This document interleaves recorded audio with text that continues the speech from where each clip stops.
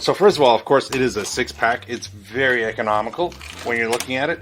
If you think ahead and you're lucky enough to buy yourself a pack of this before you actually need it, you're going to save yourself a lot of money. Because of course, buying one individual roll of this product in the retail store will probably cost you twice as much. It's packed really well and convenient. The blade is protected with this little piece of cardboard, so be of course careful when taking it off.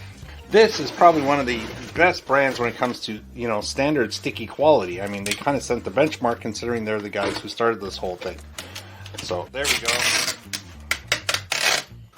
And again, you just push down and it tears right off. Now, of course, this is going to need a couple of extra little pieces of tape here. So we're going to do this again.